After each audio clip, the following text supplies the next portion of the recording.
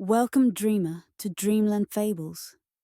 As the world outside grows quiet, let my voice be your guide into realms of wonder and imagination.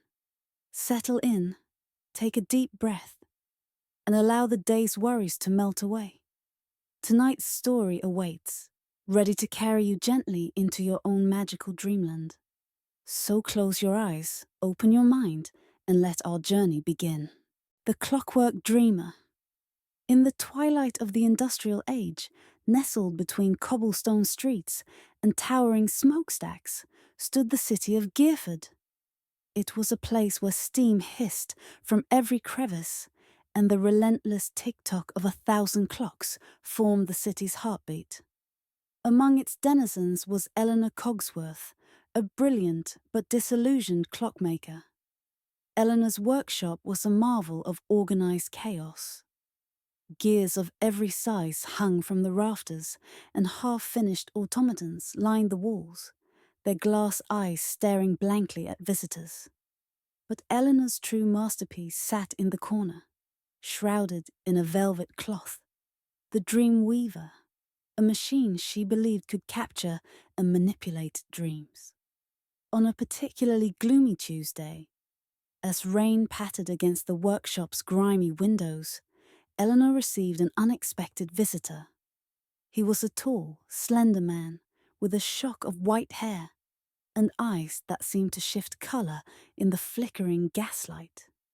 He introduced himself as Morpheus Reverie, a collector of the extraordinary. "I've heard whispers of your Dreamweaver, Miss Cogsworth," Morpheus said, his voice as smooth as polished brass. "I'm here to make you an offer you can't refuse." Eleanor's eyes narrowed. "The Dreamweaver isn't for sale, Mr. Reverie. It's not even finished."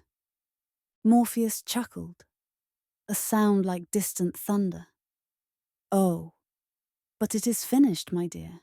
You just don't know it yet." With a flourish, he produced a small, iridescent orb from his pocket. "This is the final component you need. A fragment of a shooting star, capable of powering your machine indefinitely." Eleanor's breath caught in her throat. Such an object was beyond price, beyond imagination.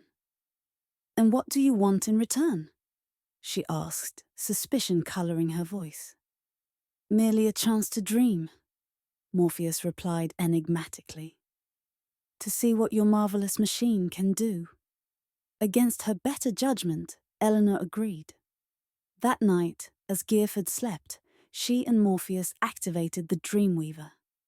The machine whirred to life, its gears spinning in impossible configurations, as tendrils of silver mist emanated from its core. Eleanor felt herself slipping into a dream, but it was unlike any she had experienced before. She stood on a beach of shimmering black sand, under a sky filled with clockwork constellations.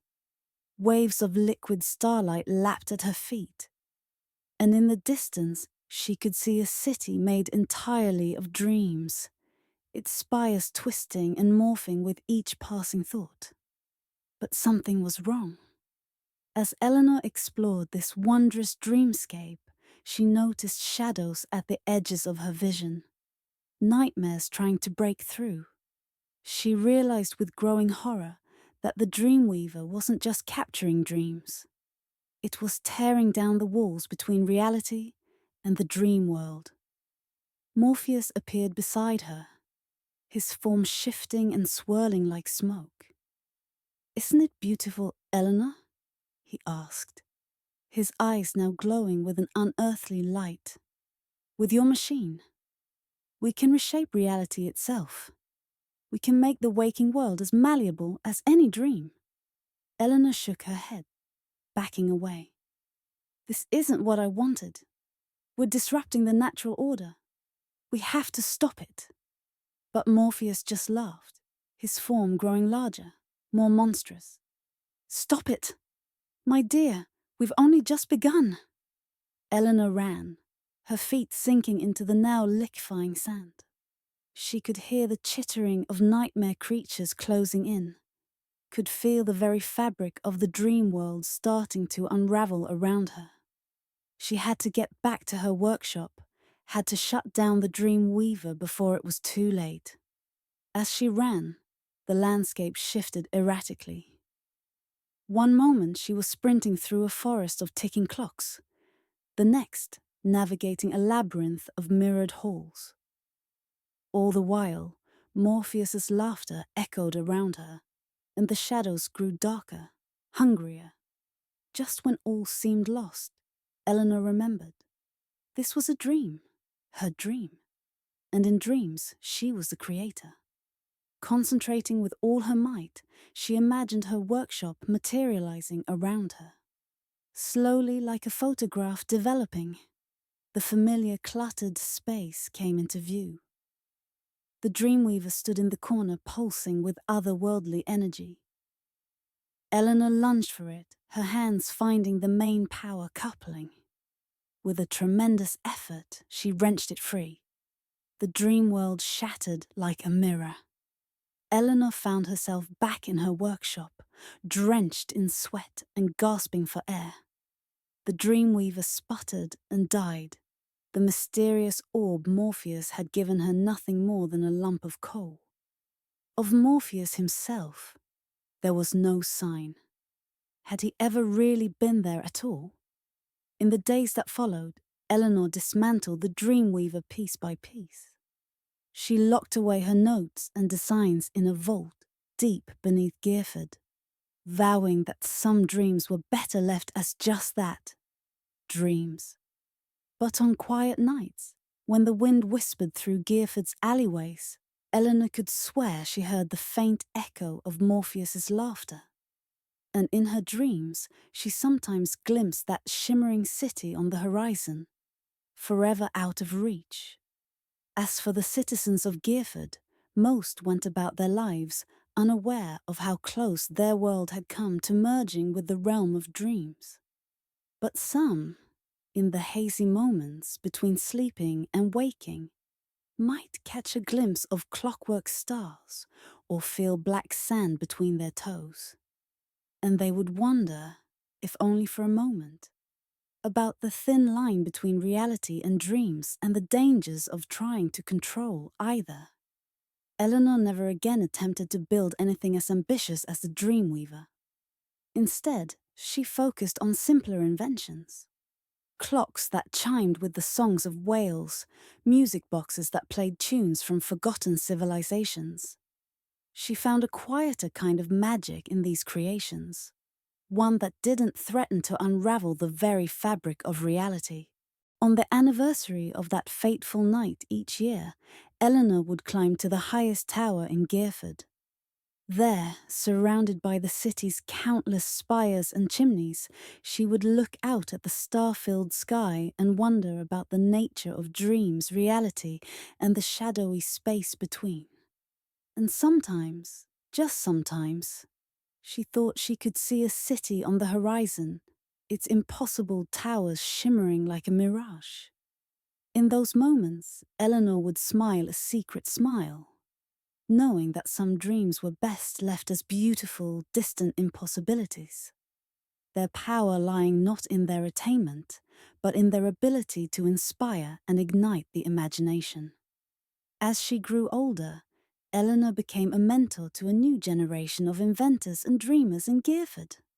She taught them the value of creativity tempered with caution, of reaching for the stars while keeping one's feet firmly on the ground. Her story of the Dreamweaver became a kind of urban legend, whispered in workshops and factories throughout the city.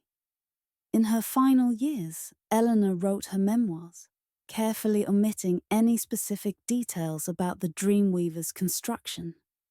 Instead, she focused on the lessons she had learned about the power of dreams and the responsibility that comes with bringing them into the waking world.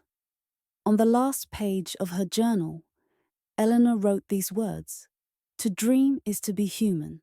To create is divine. But to know the difference between what should remain a dream and what should be made real, that is wisdom." May all who read this find the courage to dream, the skill to create, and the wisdom to know when to do each. Eleanor Cogsworth passed away peacefully in her sleep at the age of 92. It was said that in her final moments, a smile played upon her lips, as if she were witnessing something wonderful that no one else could see. The citizens of Gearford mourned her passing and celebrated her life. They erected a statue in the city's central square. Not of Eleanor herself, as she would have hated that, but of a complex, beautiful clock of her design. Its face showed not just the time, but the phases of the moon, the movement of the planets, and, some swore, the ebb and flow of dreams themselves. And so, the legend of Eleanor Cogsworth and her marvelous, terrifying dreamweaver lives on in Gearford. It serves as a reminder that within each of us lies the power to shape reality, to bring dreams to life, and the profound responsibility that comes with that power. For in the end, it is not the grandest invention or the most ambitious dream that defines us, but the choices we make and the wisdom we gain along the way. In a world balanced between ticking gears and flowing dreams, it is our humanity, our ability to wonder, to create, to love, and to learn. That remains our greatest gift and most potent magic. As you drift off to sleep tonight, dear reader, may your dreams be wondrous but fleeting, inspiring but not consuming. And may you wake to a world made just a little more magical by the power of your imagination. Sweet dreams. And never stop wondering about the marvels that might lie just beyond the veil of sleep. For who knows? Perhaps in your dreams, you too might catch a glimpse of that shimmering city on the horizon, where anything is possible, and the boundary between reality and fantasy blurs into a beautiful, endless possibility.